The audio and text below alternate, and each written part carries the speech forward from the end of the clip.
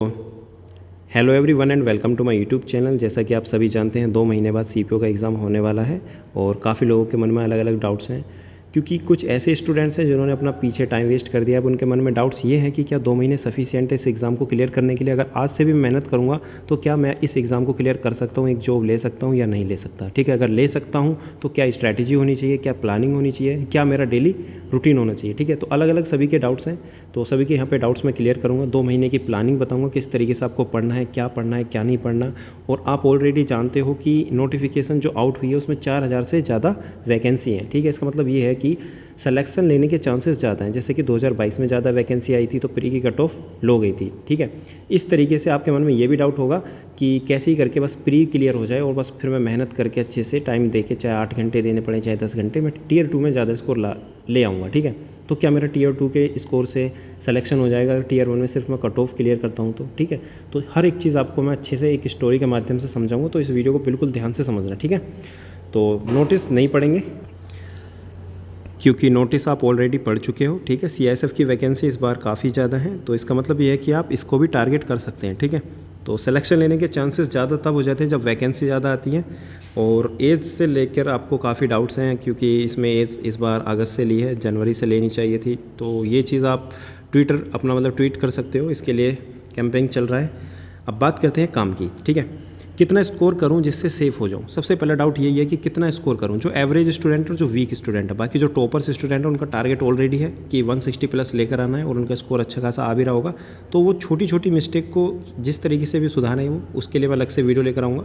सबसे पहले बात करते हैं एवरेज स्टूडेंट्स के लिए। ठीक है, उनको किस तरीके से ऊपर उठना है। तो देखो, एक स्टोरी के माध्यम से मैं तुम्हें समझाऊंगा। आपके मन में कुछ चीज़ें ऐसी हैं, आपने ये सोचा होगा कि टीयर 1 किस तरीके से क्लियर हो जाए तो मैं टीयर 2 में मेहनत करके सिलेक्शन ले लूँगा। तो क्या टीयर 1 इंपॉर्टेंट है या नहीं है? ठीक है, अगर टीयर 1 में सिर्फ कट ऑफ पार करोगे तो क्या सिलेक्शन तक पहुँच जाओगे, चाहे टीयर 2 में फिर 180 लेकर आ रहे हो तो भी? ठीक है, तो देखो मैं एक स्टोरी से बताता हूँ।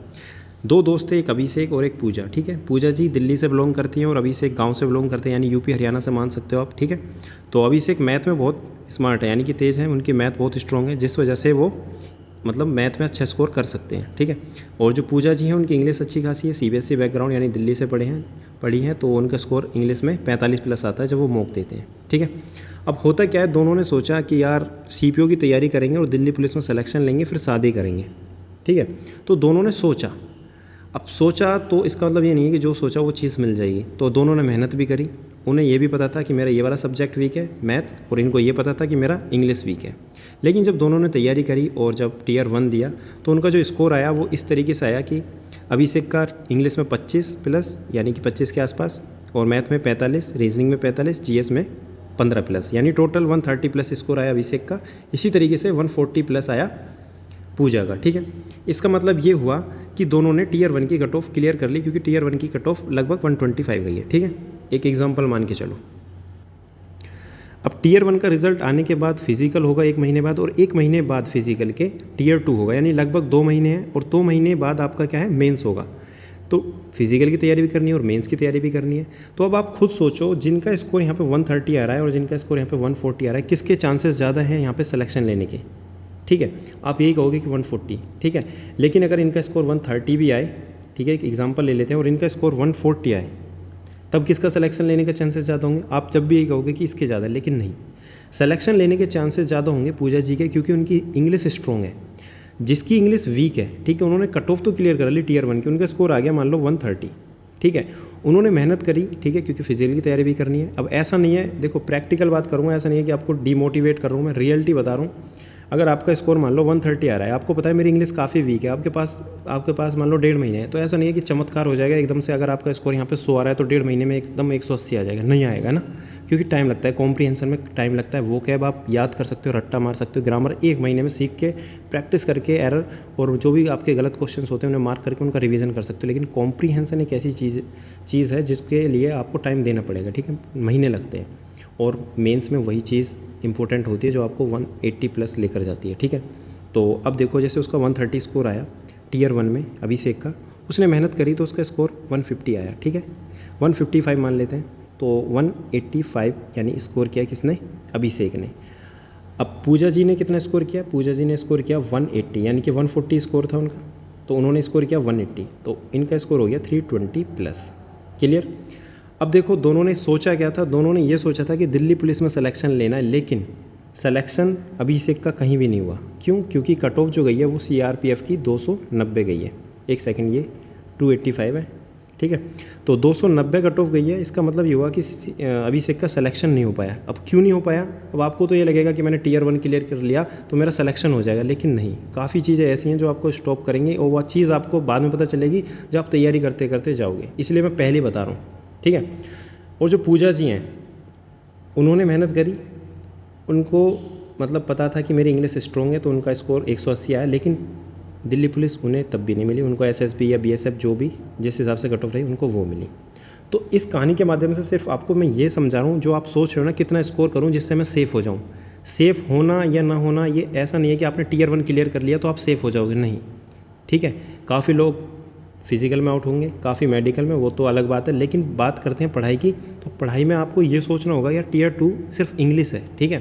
और इंग्लिश मुझे अभी से रीडिंग स्किल्स अपनी डेवलप करनी है, इसलिए मैं कहता हूँ कि इंग्लिश माध्यम से डेली रीड करो या अपनी बुक में प्रीवियस ईयर जो पैसेज हैं वो रीड करो, क्योंकि एकदम से इंप्रूव नहीं कर पाओगे, ठीक है। मानता हूँ किसी की मैथ वीक है, किसी की इंग्लिश वीक है, लेकिन आपको पता है कि टीयर 2 में इंग्लिश आनी है तो उस पर वर्क करना है। क्लियर। अभी देखो आगे बताता हूँ। तो फिर सेफ स्कोर क्या है? जैसे मान लो डीपीएसआई, अगर कोई बंदा डीपीएसआई टारगेट करना चाहता है तो उसको कितना स्कोर लेकर आए? देखो 160 प्लस टारगेट करना पड़ेगा अगर आप दिल्ली पुलिस चाहते हो, ठीक है। ऐसा नहीं कि 140 प्लस आपने स्कोर कर लिया और फिर सोच रहे हो कि मैं 190 ले आऊँगा तो मेरा सिलेक्शन हो जाएगा, ऐसा नहीं होता, ठीक है। जो सोचते हैं वो चीज़ नहीं हो पाती। पहले सोचना है, फिर प्लानिंग करनी है, फिर एक्शन करना है। कई बार आप जो सोचते हो ना उसके लिए प्लानिंग नहीं कर पाते, ठीक है। प्लानिंग करने के लिए भी बहुत ज़्यादा दिमाग चाहिए। एक ऑर्डर में करना होता है कि इतने तारीख तक ये कंप्लीट होना चाहिए, 2 दिन में एसआई कंप्लीट होना चाहिए, और ये भी पता होना चाहिए। जैसे कि मैं अभी टारगेट सीरीज़ में मैंने एसआई और सीआई छोड़ दिया, ठीक है। मैं बाकी के अरिथमेटिक के चैप्टर्स करा रहा हूँ। मैंने एसआई सीआई इसलिए छोड़ दिया क्योंकि इनसे क्वेश्चंस कम आते हैं, ठीक है। बाकी आपको ये भी पता होना चाहिए कि मैथ में ये वाले टॉपिक्स जैसे कि डीआई से ज़्यादा क्वेश्चन आते हैं, मुझे पहले ये करने हैं। मेरी मैथ वीक है, लेकिन मैं कुछ चैप्टर्स ऐसे पकड़ लेता हूँ कि जिससे मैं कम से कम 30 प्लस तो बहुत आसानी से स्कोर कर लूँगा, ठीक है। इसी तरीके से आपको हर एक सब्जेक्ट में ये चीज़ें फाइंड करनी है, ये खुद करनी पड़ेंगी, ठीक है। बाकी टारगेट सीरीज से जुड़ सकते हो तो खुद हो जाएंगे। इसी तरीके से अगर आप 160 प्लस टीयर 1 में लाओगे तो 180 प्लस टीयर 2 में अगर लाते हो तो आप सेफ़ हो जाओगे दिल्ली पुलिस के लिए, ठीक है। लेकिन आप ये सोचो मेरा 150 प्लस, जितना स्कोर आप टीयर 1 में कम लाओगे ना उतना ज़्यादा आपके माइंड में प्रेशर हो जाएगा। आप ये सोचोगे कि सिलेक्शन हो भी पाएगा दिल्ली पुलिस में या नहीं हो पाएगा, क्योंकि मेनली टारगेट काफ़ी लोगों का दिल्ली पुलिस है जो दिल्ली से बिलोंग कर रहे हैं, ठीक है। या आपको कम टारगेट यही रखना है कि ट्राई टू स्कोर हाई, यानी कि टारगेट क्या रखना है हमेशा ज़्यादा, जिससे आपको डर ना लगे, बार बार बेचैनी ना हो लास्ट में कट ऑफ ये गई तो ये हो जाए, क्योंकि परेशान हो जाओगे। इसके अलावा काफ़ी लोग ये चाह रहे हैं कि बस एक पोस्ट मिल जाए, काम खत्म, जॉब लग जाए बस एक सरकारी, है ना। और ये ज़रूरी भी नहीं है कि सबका टारगेट डीपीएसआई है, ठीक है। काफ़ी लोग ऐसे हैं जिनकी ऑल इंडिया रैंक 1 मतलब 2, 3, 4, 5 आई है, उन्होंने सीआईएसएफ या एसएसबी इनको चूज़ किया, ठीक है। तो सबकी अलग अलग चॉइस है। तो जैसे मान लो किसी की चॉइस है सीआरपीएफ जिसकी कट ऑफ कम जाती है, तो उनका टारगेट भी 140 प्लस होना चाहिए, ठीक है। 140 प्लस इसलिए कि उनको बाद में दिक्कत ना आए, क्योंकि बहुत लोगों की इंग्लिश वीक भी है। बाद में इतना जब टीयर 1 क्लियर कर लिया, फिजिकल क्लियर कर लिया, फिर टीयर 2 भी क्लियर हो जाएगा, क्योंकि टीयर 2 में फेल तो कोई नहीं होता, बट जब फाइनल मेरिट आती है, ठीक है, मेडिकल क्लियर होने के बाद जब उसमें सिलेक्शन नहीं होता, 1-2 नंबर से रहते हो तो बहुत ज़्यादा दुख होगा, ठीक है। क्योंकि काफ़ी फेज़ आपने क्लियर किए हैं, इसके चक्कर में आप काफ़ी एग्ज़ाम को मतलब छोड़ोगे। अगर सीजीएल का एग्ज़ाम भी आ रहा होगा उस पर फोकस नहीं कर पाओगे, क्यों? क्योंकि आपका मेंस आ रहा होगा, ठीक है, सीपीओ का। तो ये चीज़ें आपकी काफ़ी एग्ज़ाम को मतलब बेकार कर देगी। तो आपको क्या करना है, टीयर 2 में कितना टारगेट रखना है? 160 प्लस। अब ये मैं ये नहीं कह रहा कि 160 प्लस है तो 160 प्लस, ये 170 प्लस भी हो सकता है। अगर किसी का 130 आ रहा है तो यहाँ पे 170 भी ला सकता है, क्या पता उसकी इंग्लिश थोड़ी ठीक हो, है ना। तो आपको मतलब मैं ये बताना चाह रहा हूँ कि कोई भी टीयर 1 पे डिपेंड ना हो, ठीक है। हमेशा टीयर 1 में स्कोर ज़्यादा करो, तभी आप अच्छे से मतलब सिलेक्शन ले पाओगे, नहीं तो डरते रहोगे एंड तक, ठीक है। अब बात करते हैं कि करना किस तरीके से। सबसे पहले आपको अपना लेवल जानना है। लेवल कैसे जानेंगे? आपको पता होगा आपने मॉक दिए हैं। देखो मॉक अगर नहीं दे रहे ना तो फिर सिलेक्शन से बहुत दूर हो, ठीक है। और सिलेक्शन यहाँ पे उसी का होगा जो काफ़ी एग्ज़ाम निकालने लायक होगा। ऐसा नहीं है कि कोई बहुत ज़्यादा बिगनर है तो एकदम उसने सीपीओ का एग्ज़ाम दिया और उसने क्लियर कर लिया, ठीक है, ऐसा नहीं है। जो भी एग्ज़ाम निकालेगा इस सीपीओ के एग्ज़ाम को, उसने काफ़ी और एग्ज़ाम भी निकाले होंगे, ठीक है। कहीं ना कहीं वो फाइनल सिलेक्शन में रहा होगा। ऐसा नहीं है कि एकदम से आया और उसने तूफान कर मचा दिया, ठीक है। तो आपको क्या करना है, अपने पहला लेवल पहचाना है। अगर आपका 70 से 110 के बीच में स्कोर आ रहा है, अगर आप जनरल कैटेगरी से तो आपको काफ़ी मेहनत करनी है, ठीक है। बाकी अगर आपके पास रिजर्वेशन है तो आप ले सकते हैं सिलेक्शन, लेकिन आपका अगर 110 से 140 के बीच में अगर स्कोर है तो आपको एनालाइज करने weak topics, previous year questions practice करने हैं और अपने जो भी आप मॉक देते हो उनका अच्छे से रिवीजन करना है। जो भी उसमें गलतियाँ होती हैं क्वेश्चंस उनको सेव करना है टेक्स्ट बुक पर, उनको फिर बाद में जब आपका फ्री टाइम होता है सिर्फ वही गलती सुधारनी है। जितनी ज़्यादा आप गलती सुधारोगे उतना अच्छा आपका स्कोर होगा। लेकिन जो बंदे जिनका स्कोर लो आ रहा है ना, सबसे पहले उनको कंप्लीट करना है सिलेबस। अब सिलेबस कैसे कंप्लीट करना है, ऐसा नहीं है कि 2 महीने में पूरी मैथ कंप्लीट कर लोगे, नहीं। आपको वो चीज़ कंप्लीट करनी है जिससे आप जल्दी से जल्दी आप स्कोर कर सकते हो। जैसे आपको पता है, जैसे मैंने अभी एग्जांपल दिया था, मैथ में 9 क्वेश्चन आते हैं डीआई से, जिसको कि आप 5 दिन में बहुत अच्छे से कंप्लीट कर सकते हो, तो 9 नंबर आपके बन जाएंगे।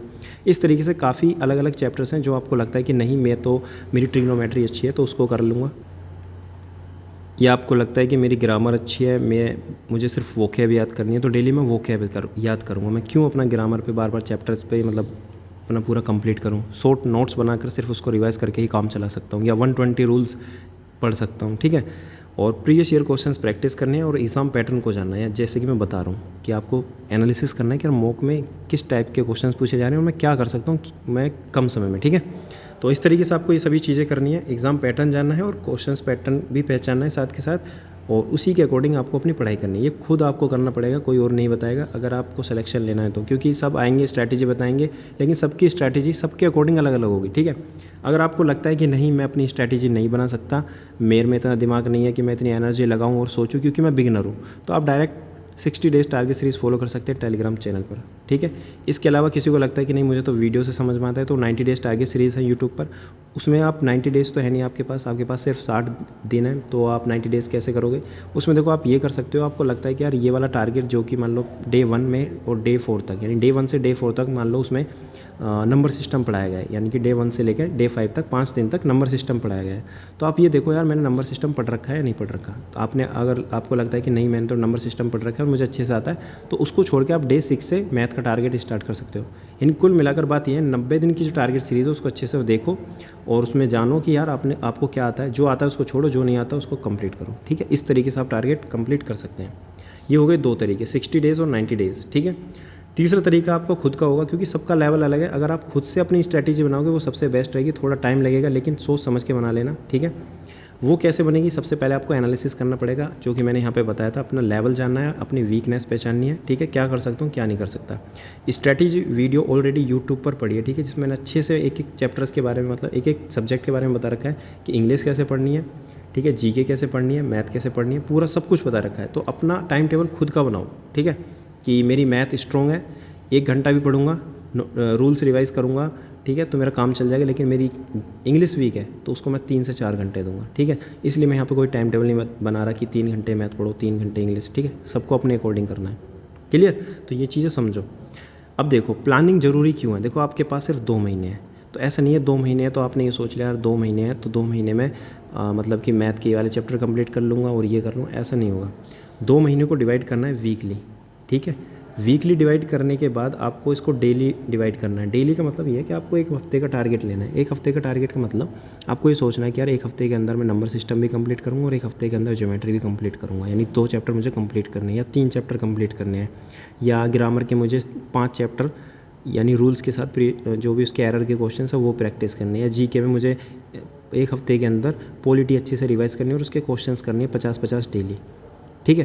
तो यानी आपने टारगेट बना लिया कि 1 हफ्ते के अंदर मैं पॉलिटी कंप्लीट करूँगा। और मंथली टारगेट क्या रहेगा, मंथली टारगेट ये रहेगा, जैसे मान लो 1 महीने का टारगेट है, ठीक है। उसमें आपने ये सोचा 1 हफ्ते में पॉलिटी, दूसरे हफ्ते में हिस्ट्री, तीसरे में ज्योग्राफी और चौथे में फिजिक्स, ठीक है। इस तरीके से आपने पूरे 8 मतलब कि 8 स्लॉट में डिवाइड कर लिया, यानी कि 2 महीने को।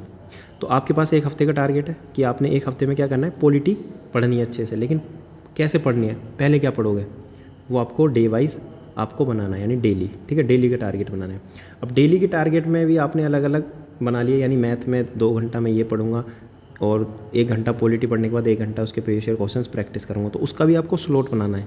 स्लॉट कैसे, आपको टाइम बांटना है कि इतने बजे से इतने बजे तक मैं ये पढ़ूंगा, इस टाइम ये पढ़ूंगा, दोपहर में ये पढ़ूंगा। अपना पता होना चाहिए कि यार मेरा कब माइंड किस तरीके से वर्क करता है। सुबह के टाइम में याद करता हूँ तो सुबह के टाइम में याद करने वाला सब्जेक्ट लेकर बैठूँगा। रात को मुझे नींद आती है तो मैं मैथ से अपना टाइम यूटिलाइज़ कर सकता हूँ तो मैं मैथ पढ़ूंगा, ठीक है। ये हर एक चीज़ आपको प्लानिंग करनी है। अगर प्लानिंग नहीं करोगे, if you fail to plan you are planning to fail. Behind every success there is a concrete plan, ठीक है। ये चीज़ आपको पता होना चाहिए, ठीक है। चलो अब बात करते हैं स्ट्रैटेजी की, ठीक है। काफ़ी लोगों को तो लगा होगा पता नहीं क्या क्या बात बता दी, बट ये काफ़ी इंपॉर्टेंट चीज़ें हैं जो आपको पता होनी चाहिए, क्योंकि कई बार ऐसा होता है कि काफ़ी लोग बस तैयारी करते जा रहे हैं, उन्हें ये नहीं पता हम जा कहाँ रहे हैं, हम कर क्या रहे हैं, बस तैयारी कर रहे हैं और पढ़ भी रहे हैं, लेकिन सिलेक्शन नहीं हो पा रहा। उनको लगता है मैंने पढ़ा भी, मेहनत भी करी, पर रिज़ल्ट नहीं आ रहा, फिर वो परेशान हो जाते हैं। ठीक है, तो ये चीज़ आपको सोचनी है कि आप जिस तरीके से पढ़ रहे हो क्या वो सिलेक्शन के लिए है, सिलेक्शन के लायक है या नहीं है। ठीक है, अब बात करते हैं इंग्लिश की। देखो इंग्लिश में 3 सेक्शन है, वोकैब, ग्रामर और कॉम्प्रिहेंशन। ठीक है, 2 महीने के टारगेट के हिसाब से बता रहा हूँ। देखो करना क्या है, कोई भी बुक जो आप जहाँ से पढ़, नीतू मैम या कहीं से भी, अगर आपने ऑलरेडी ग्रामर पढ़ रखी है तो 120 रूल्स डायरेक्ट पढ़ो और डेली 50-50 एरर और सेंटेंस इंप्रूवमेंट, पिनेकल या किरण जो भी आपके पास बुक है उसको फॉलो करो, सिर्फ एक, और उसको एक बार लगा दो। सबसे पहले टारगेट होना चाहिए सीपीओ के क्वेश्चन, फिर सीजीएल के क्वेश्चन, बस इतना कर लो काफ़ी है। लेकिन आपको क्या करना है, सिर्फ एक बार बुक लगा के काम नहीं करना, मतलब एक बार क्वेश्चन सोल्व करके ये मत सोचना कि मैंने पूरी बुक सोल्व कर दी तो मेरा सिलेक्शन हो जाएगा, नहीं। जब आप क्वेश्चंस लगाओगे, मान लो 500 एरर है, ठीक है, आपने डेली सोचा कि 50-50 एरर करूँगा, ठीक है, या 60-60 एरर करूँगा, तो मैं 10 दिन में इसको कंप्लीट कर दूंगा एरर। तो काफ़ी क्वेश्चन ऐसे होंगे इसमें, लगभग 100 जो आपके बार बार गलत भी हो रहे होंगे, तो वहाँ पे आपको सर्किल करना है। सर्किल करने के बाद क्या करना है, रिवाइज़ करना है। जब आप दोबारा प्रैक्टिस करोगे तो उन सर्किल वाले क्वेश्चंस को ही प्रैक्टिस करना है जो कि आपके बार बार गलत हो रहे हैं, क्योंकि आपके जो गलत हो रहे हैं वही आपके नंबर कटवा रहे हैं। अगर आप उनका उनकी प्रैक्टिस नहीं करोगे आपका स्कोर बूस्ट होगा नहीं, क्योंकि आपने नई चीज़ सीखी नहीं।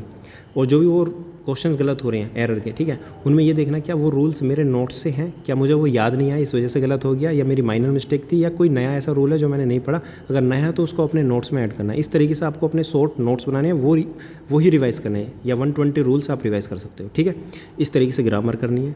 कॉम्प्रीहेंशन में डेली बस एक पैसेज उठाया, अपना रीड करा, इंग्लिश माध्यम या जो भी आपको लगता है ईजी वो आप पढ़ सकते हो। ठीक है, या आपको लगता है कि नहीं मैं पिनेकल या किरण वहाँ से अपना क्लोज टेस्ट और पैसेज करूँगा डेली एक एक, तो वो भी कर सकते हैं, सबसे बेस्ट है। ठीक है, वोकैब में क्या करना है, वोकैब में रट्टा मारना है। ठीक है, अब रट्टा मारो या मिनीमोनिक, इसके लिए मैं अलग से वीडियो ले आऊँगा, लेकिन वोकैब आपको याद करनी है प्रीवियस ईयर। ठीक है, इसमें आपको ईडियम फ्रेज में बहुत दिक्कत आएगी। सीपीओ में ईडियम फ्रेज थोड़े अलग टाइप के पूछे जाते हैं, तो इसके लिए सीडीएस के आप ईडियम फ्रेज कर सकते हो, या एसपी बख्शी, ठीक है, उसको भी फॉलो कर सकते हो। लेकिन इतना सब फॉलो करने के चक्कर में मुझे लगता है कि इतना नहीं कर पाओगे अगर आप वीक स्टूडेंट हो। अगर आपको लगता है कि मैं एवरेज स्टूडेंट हूँ, तो आप क्या करना, जब आप एक बार प्रीवियस ईयर कर लोगे तो एसपी बख्शी और उसी के साथ सीडीएस के एक बार रीड कर लेना। ठीक है, ऐसा नहीं है कि आपको बिल्कुल अच्छे से याद करने की, कोई पूछेगा तो मैं बिल्कुल एकदम जवाब दे दूँगा, नहीं। आपको इस तरीके से रीड करनी है। अगर एमसीक्यू जैसे कि आपके पास पिनेकल है, ठीक है, पिनेकल में ईडियम फ्रेज है,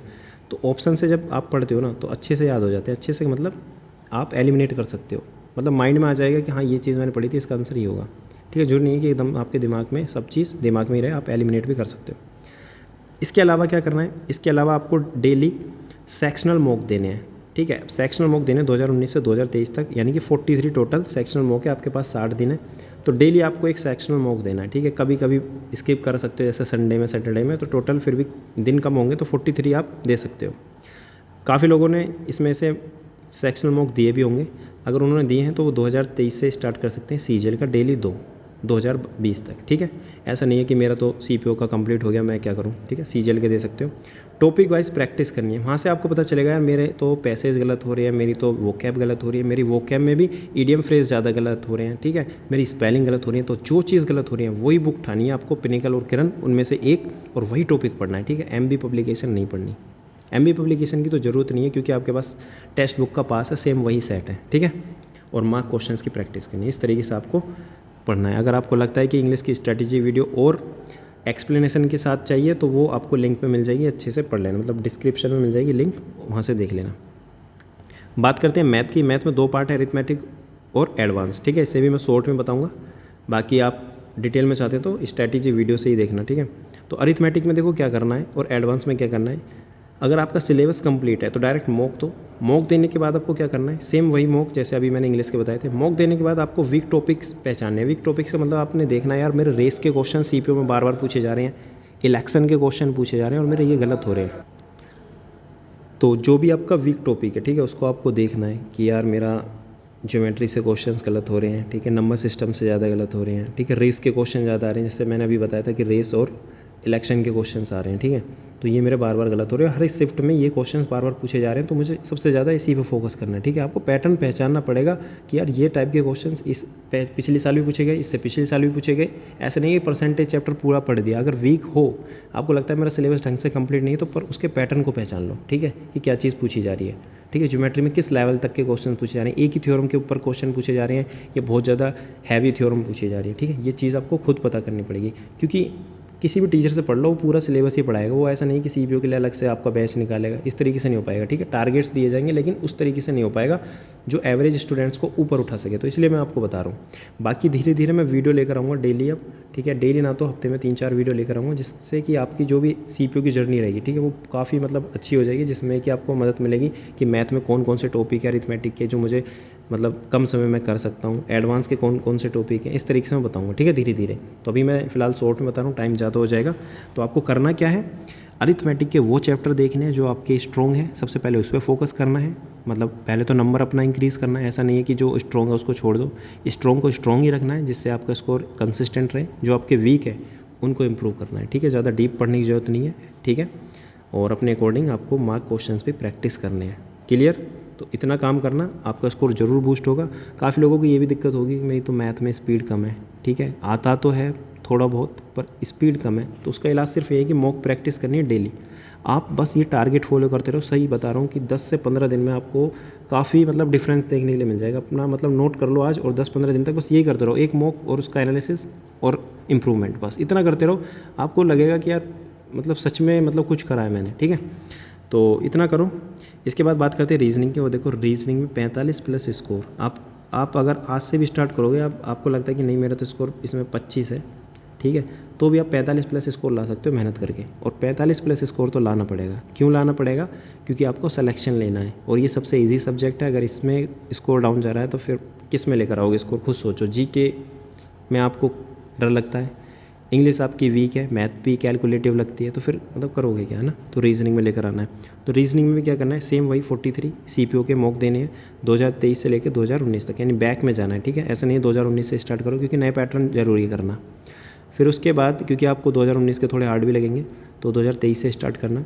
इसी तरीके से आपको अगर लगता है कि ये नहीं है मैंने कंप्लीट कर रखे हैं, 2023 से 20 तक के सीपीओ मतलब सीजीएल के भी कर सकते हो। सेम इसमें भी क्या करना है, आपको पता है कि मिसिंग नंबर सीरीज़, ठीक है, अल्फ़ाबेटिक सीरीज़, ठीक है, या जो भी आपको लगता है कि मेरे ये जो बॉक्स वाले क्वेश्चन हैं ये वाले गलत हो जाते हैं, सीपीओ में पूछे जाते हैं, मैं दिमाग नहीं लगा पाता, तो इनके ही क्वेश्चंस प्रैक्टिस करो। ऐसा नहीं कि रीजनिंग पूरी पढ़ने लग जाओ, है ना। तो वही क्वेश्चंस आपको प्रैक्टिस करने हैं, मार्क क्वेश्चन। इसके लिए आप क्वांट किंग को फॉलो कर सकते हैं, ठीक है, जिसमें कि आपको ये जितने भी हार्ड क्वेश्चंस हैं उनका कलेक्शन मिल जाएगा, ठीक है। अब बात करते हैं जीके की। तो जीके में देखो मैं ऑलरेडी स्ट्रैटेजी वीडियो निकाल चुका हूँ, और इसके लिए मैं अभी अपने टेलीग्राम चैनल पे भी इंपॉर्टेंट टॉपिक्स डाल दूँगा। बाकी मैं तो यही कहूँगा कि आपको करना क्या है, मैराथन वीडियो देखनी है, ठीक है। 2 महीने में आपको क्या करना है, मैराथन वीडियो देखनी है। परमार एसएससी, ठीक है, इसको फॉलो कर सकते हैं। इस चैनल को जब आप फॉलो करोगे तो आपको क्या फ़ायदा होगा कि जो भी मतलब वीडियो मैराथन, उससे आपको एक तो कॉन्सेप्ट क्लियर हो जाएगा। जब कॉन्सेप्ट क्लियर हो जाएगा तो आपको क्या करना है, अपनी जो भी आपके पास बुक है, पिनिकल, ब्लैक बुक या किरण, वहाँ से प्रीवियस ईयर क्वेश्चंस प्रैक्टिस करने हैं। क्योंकि अब जब आपका बेस क्लियर हो जाएगा, क्योंकि मैराथन में आपको समझ में आ जाएगा। ऐसा नहीं है कि पूरी 50 क्लास देखो एक पॉलिटी के चक्कर में, पार्लियामेंट अलग से पढ़ो, प्रेसिडेंट अलग से पढ़ो, इतनी ज़रूरत नहीं है। आप एक बार जब बेस समझ लोगे मैराथन से, आपको हर एक चीज़ खुद से भी समझ में आ जाएगी जब आप खुद से रीड करोगे मनोहर पांडे या ल्यूसेंट से, ठीक है। तो इस तरीके से अपना टारगेट बनाना है कि हाँ एक मैराथन वीडियो है जो कि 5 घंटे की है, डेली 1.5 घंटे देखूंगा, तो मैं 3 दिन में इसको कंप्लीट करूंगा। फिर बाकी बचे 4 दिन, जिसमें कि 3 दिन में मैं प्रीवियस ईयर क्वेश्चंस प्रैक्टिस करूंगा, और 1 दिन में फिर उसको अच्छे से जो भी मुझे लगता है कि इसका मुझे ये टॉपिक या ये पॉइंट मुझे लिखना है जो कि बार बार मैं भूलता हूँ, उसको फिर मैं बाद में रिवाइज़ करूँगा, ठीक है। इस तरीके से आपको टारगेट बनाने हैं। करंट अफेयर मंथली कोई नहीं पड़ेगा, आपको टॉपिक वाइज करंट अफेयर पढ़ने हैं। टॉपिक वाइज कैसे पढ़ने हैं, आप जब पेपर का एनालिसिस करोगे आपको पता चलेगा कि स्पोर्ट्स के करंट अफेयर पूछे जाते हैं, ठीक है, अपॉइंटमेंट के करंट अफेयर पूछे जाते हैं, गवर्नमेंट स्कीम के करंट अफेयर पूछे जाते हैं, डेज पूछे जाते हैं, ठीक है, इंडेक्स पूछे जाते हैं, ठीक है, रैंक पूछी जाती है, ठीक है। इस तरीके के क्वेश्चंस आते हैं, अवार्ड पूछे जाते हैं। तो आपको क्या करना है, बुक से रिलेटेड क्वेश्चन पूछे जाते हैं, बुक एंड ऑथर। तो आपको पता होना चाहिए यार इससे रिलेटेड करंट अफेयर आते हैं तो मुझे यही पढ़ना है। बुक से रिलेटेड 2-3 क्वेश्चन आ जाते हैं स्टैटिक में ही, ऑटोबायोग्राफी, ठीक है, फेस्टिवल, डांस, ठीक है। यही चीज़ आपको बार बार रिवाइज करनी है। ये भी आप परमार एसएससी से पढ़ सकते हैं, और इसके बाद प्रीवियस ईयर क्वेश्चंस प्रैक्टिस कर सकते हैं। ये मत सोचो कि किसी एक बुक से पढ़ूंगा तो मेरा 100% हो जाएगा। आपको ये भी पता है कि आप जब स्टैटिक टॉपिक यानी कि फेस्टिवल पढ़ोगे अलग अलग स्टेट के याद नहीं रहने वाले, लेकिन आपको क्या करना है, बार बार रिवाइज़ करना है। इस तरीके से रिवाइज़ करना है कि अगर एग्ज़ाम में क्वेश्चन आता है तो ऑप्शन एलिमिनेट कर दो, ठीक है, कि मुझे मैंने ये पढ़ा था, ये तो इसका आंसर नहीं हो सकता, ठीक है बस। लेकिन पेशेंस रखना है, आपको लगेगा कि यार मैं पता नहीं पढ़ता जा रहा हूँ, मेरा मतलब रिजल्ट नहीं आ रहा। ये रिजल्ट आपको तभी दिखेगा जब 2 महीने तक आप कंसिस्टेंट रहोगे, जब 2 महीने बाद एग्जाम दोगे, ठीक है। सब्जेक्ट वाइज में आपको मैराथन ही फॉलो करनी है। मैराथन किसी भी टीचर की देख सकते हो, यहाँ पे परमार एसएससी के अलावा जीवी विटमूवर, या आपको लगता है कि नहीं मेरा कोई अलग फेवरेट टीचर है तो उसकी भी फॉलो कर सकते हैं, स्टडी IQ भी, मतलब किसी को भी फॉलो कर सकते हैं। मेन मकसद यही है, एक बार आइडिया लगा लो कि हाँ हिस्ट्री में ये मॉडर्न हिस्ट्री में ये चीज़ें हैं, क्योंकि जब मैं अपनी खुद से बुक से पढ़ूंगा तो मुझे समझ में आ जाए, ऐसा ना लगे कि यार मैं पता नहीं क्या पढ़ रहा हूँ, ठीक है। और उसके बाद daily 100 previous year question solve कर रहे हैं। अब बात करते हैं मॉक, जो कि सबसे ज़्यादा इंपॉर्टेंट है। हफ्ते में मॉक देने हैं या कब देने हैं ये आपको पता होना चाहिए। अगर आपको लगता है कि मेरा सिलेबस कंप्लीट है तो हफ्ते में आप 2 मॉक दे सकते हैं। अगर आपको लगता है कि नहीं मेरा भी सिलेबस कंप्लीट नहीं है तो आपको क्या करना है, हफ्ते में 1 मॉक देना है। लेकिन टोटल टेक्स्ट बुक पर कितने फुल मॉक है, 30 फुल मॉक है। तो कोशिश करो जो टॉपर बनना चाहता है या जो स्कोर अच्छा खासा लाना चाहता है वो 30 फुल मॉक दे। इसके अलावा आप ये सोचोगे कि प्रीवियस ईयर मॉक देना है या नहीं देना, देखो प्रीवियस ईयर मॉक मैंने यहाँ पे ही कंप्लीट कर दिया आपके। ये 2019 से लेकर 2023 तक के जितने भी आप सेक्शनल मॉक दोगे, रीजनिंग, मैथ, इंग्लिश, तो वहाँ से ही आपका सब कुछ क्लियर हो जाएगा। यानी प्रीवियस ईयर कंप्लीट हो जाएगा सिर्फ आधा घंटा, एक घंटा पढ़ने से। यानी आधे घंटे जब इंग्लिश को दोगे एक सेक्शन मॉक को तो वहाँ से ही आपका कंप्लीट हो जाएगा विथ एनालिसिस, ठीक है। आप पे लोड भी नहीं पड़ेगा कि मैं डेली इतने सारे मॉक कैसे दूँ, ठीक है। तो आपके 43 मॉक्स भी कंप्लीट हो जाएंगे प्रीवियस ईयर, इसके साथ CGL के भी कंप्लीट हो जाएंगे। और बाकी जो ये 30 फुल मॉक है ये आप अलग से भी प्रैक्टिस के लिए दे सकते हैं। अब ये आपके ऊपर डिपेंड है आपकी कितनी मतलब तैयारी है, हफ्ते में 2 देना चाहते हो, 3 देना चाहते हो, या किस तरीके से करना चाहते हो, ठीक है। और काफ़ी आपने मॉक्स दिए भी होंगे, ऐसा नहीं है कि इसमें सिर्फ 30 के 30 ही देने हैं, काफ़ी दिए भी होंगे। तो मॉक आपको लैपटॉप पर देने हैं, 2 घंटे बैठ के देने हैं, ऐसा नहीं कि 1 घंटे का मॉक दिया फिर बीच में ब्रेक लिया। तो ये चीज़ आपको फिर एग्ज़ाम हॉल में फील होगी कि यार ये जो मैंने गलती, आज मैंने आराम लिया है वो फिर बाद में दिक्कत देगी, ठीक है। तो वहाँ पे आपको टाइम ज़्यादा लगेगा। आपको ये पता होना चाहिए कि किस ऑर्डर में एग्ज़ाम देना है, यानी कि जी के पहले, फिर इंग्लिश, फिर रीजनिंग, फिर मैथ, सभी का ऑर्डर अलग है, ठीक है। तो आपको किस तरीके से देना, आपको ये पता होना चाहिए कि यार 1 घंटे के अंदर मुझे ये तीनों सब्जेक्ट कंप्लीट करने हैं, फिर 1 घंटे के अंदर मैं मैथ कंप्लीट करूँगा, ठीक है। तो ये टाइम देखते रहना है, ऐसा नहीं कि बस एक सब्जेक्ट उठाया तो करते ही जा रहे हो। Try to score 45 in 2 subject. अगर आपको सिलेक्शन लेना है ना, यानी कि Tier 1 क्लियर करना है कम से कम, ठीक है। क्योंकि मोस्टली ये वीडियोस वही देखते हैं जो एवरेज स्टूडेंट्स होते हैं, टॉपर्स अपना स्ट्रेटेजी खुद बना लेते हैं, ठीक है। तो मैं आपको यही बताना चाह रहा हूँ, अगर एवरेज से ऊपर उठ रहा है तो कम से कम 45 प्लस स्कोर करना पड़ेगा, ठीक है, किन्हीं भी 2 सब्जेक्ट में। वो आपके कोई भी हो सकते हैं, एक रीजनिंग तो दूसरा मैथ या इंग्लिश। टाइम मैनेजमेंट आपको करना आना चाहिए कि यार इस सब्जेक्ट को इतना टाइम देना है, मैथ को इतना टाइम देना है, रीजनिंग को इतना टाइम देना है, ये सब चीज़ें आपको पता होनी चाहिए। इंप्रूव करनी है, सेक्शनल मॉक से ही इंप्रूव होंगी। Make your routine according to weak portion. अपना जो रूटीन है वो अपना खुद का अलग अलग होगा। जैसा नहीं है कि मैं सबका मतलब एक रूटीन दे दूँ, 3 घंटे मैथ, 3 घंटे इंग्लिश, इस तरीके से नहीं होगा। सबका अलग रूटीन होगा, अपने अकॉर्डिंग वीक पोर्शन के अकॉर्डिंग आपको बनाना है, ठीक है। किसी दिन मैथ, क्या पता मैथ अच्छी खासी हो कि उसमें कभी कभी आपको लगे कि आज 3 घंटे में ही मैं ये वाले चैप्टर कंप्लीट कर लूँगा, फिर कल को नहीं पढ़ूंगा, परसों भी नहीं पढ़ूंगा, परसों और कल मैं क्या करूँगा, इंग्लिश की वोकैब रिवाइज कर लूँगा, ठीक है। जरूरी नहीं है कि एक सब्जेक्ट डेली पढ़ना पड़े, सब कुछ अपने अकॉर्डिंग करना है, अपनी लेवल के according. Save wrong questions and unattempted questions, यानी कि जो भी आप टेक्स्ट बुक में मॉक दे रहे हो, जितनी भी गलत क्वेश्चन हो रहे हैं जो अनअटेम्प्टेड है उनको सेव करो, ठीक है। क्योंकि वही क्वेश्चंस आपको देखने के लिए मिलेंगे। जैसे एक एग्जांपल ले लो, रेस वाले क्वेश्चंस आपसे नहीं हो रहे, सर्कुलर रेस वाले, ठीक है, या इलेक्शन वाले नहीं हो रहे, आप इसको सुधार भी नहीं रहे, आपने सेव नहीं किए, ना ही इनकी प्रैक्टिस करी, और यही क्वेश्चन हर मॉक में बार बार आ रहे हैं और आप हर बार सेव कर रहे हो, और जब एग्जाम हो रहा है तब भी आपको देखने के लिए मिल रहा है, तब भी आपकी प्रैक्टिस नहीं है, स्पीड नहीं है, क्योंकि आपने प्रैक्टिस नहीं करी, यानी गलती नहीं सुधारी, लेकिन वो क्वेश्चन बार बार पूछा जा रहा है। तो आपको क्या करना है, जितने भी क्वेश्चंस यानी जितने भी आपने मॉक दिए ना, मॉक का एनालिसिस करने के बाद उसका सॉल्यूशन जरूर करना है, ठीक है। एनालिसिस करने के बाद वीक टॉपिक्स का क्या करना है, सॉल्यूशन करना है, क्लियर, तभी आप इंप्रूव कर पाओगे। दूसरी बात, RPF SI की वैकेंसी है, CGL की वैकेंसी आएगी, स्टेनो की काफ़ी अलग अलग वैकेंसी आएगी, इनके चक्कर में मत पड़ना। अगर आप एवरेज स्टूडेंट से डाउन हो, यानी कि बिलो एवरेज हो, ठीक है, आप एक अपना टारगेट बनाओ, SSC CPO क्लियर करना है और अच्छे से मेहनत करो। क्योंकि जो अलग अलग एग्ज़ाम निकालते हैं ये भी वो भी, क्योंकि उनकी ऑलरेडी तैयारी होती है। एग्ज़ाम अलग अलग तभी निकलता है जब आपका बेस क्लियर है और आप प्रीवियस ईयर क्वेश्चंस लगा चुके हो, ठीक है, आपका स्कोर अच्छा खासा आ रहा है। ऐसा नहीं है कि आप 2 महीने में चमत्कार कर दोगे और आपके सब एग्ज़ाम क्लियर हो जाओगे, आप डाइवर्ट हो जाओगे, डिस्ट्रैक्ट हो जाओगे, कॉन्फिडेंस लो हो जाएगा, अलग अलग तितर बितर हो जाओगे, ठीक है। तो ये चीज़ मत करना कि मैं ये भी कर लूँगा वो भी कर लूँगा, ठीक है। कंपटीशन काफ़ी है हर जगह, ऐसा नहीं है कि आपको लगे कि मैं RPF SI में सिलेक्शन तो ले लूँगा, रेलवे का एग्ज़ाम है, नहीं। ठीक है। तो ये चीज़ मत करना, तैयारी अगर अच्छी है तो आप हर एक एग्ज़ाम को दो, सिलेक्शन होगा ज़रूर, ठीक है, हर एक एग्ज़ाम क्लियर होगा। लेकिन अब अगर आपको लगता है कि मैं थोड़ा वीक स्टूडेंट हूँ तो अपना टाइम वेस्ट ना करके एक एग्ज़ाम पे अच्छे से फोकस करो, ठीक है।